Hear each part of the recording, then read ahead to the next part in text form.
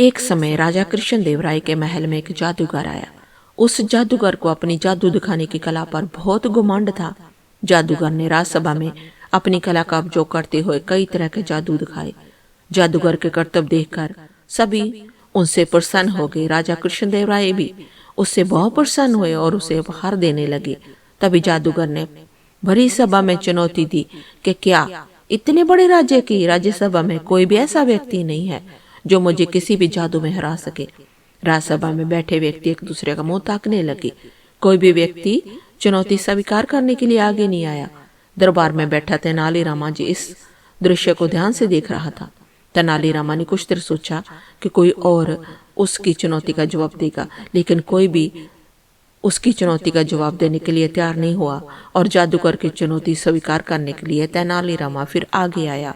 तेनालीरामा ने जादूगर से कहा, जो मैं बंद आंखों से कर सकता हूँ, क्या तुम खुली आंखों से कर सकती हो? जादूगर ने हंसकर उत्तर दिया, इसमें कौन सी बड़ी बात है, जो तो मेरे बाएं हाथ का खेल है। तेनालीरामा ने द्वारपाल को कुछ कहा। द्वारपाल तेनालीरामा की बात सुनकर रसोई में गया और वहां से पीसी हुई लाल मिर्च राज दरबार में ले आया। तेनालीरामा ने अपनी आंखें बंद कर ली और द्वारपाल को कहा कि अब इस मिर्च पाउडर को मेरी आंखों में डालो। द्वारपाल तेनालीरामा के आदेश अनुसार मिर्च पाउडर को तेनालीरामा की आंखों पर डाल दिया। थोड़ी देर पश्चात तेनालीरामा मुस्कुराया और अपनी आंखों को धो लिया। तेनालीरामा ने जादूगर से कहा, जो मैंने बंद आंखों से किया उसे अब आप खुली आंखों से कीजिए। जादूगर ने अपनी हार स्वीकार कर ली और शर्म के मारे सर झुकाकर राज दरबार से निकल गया।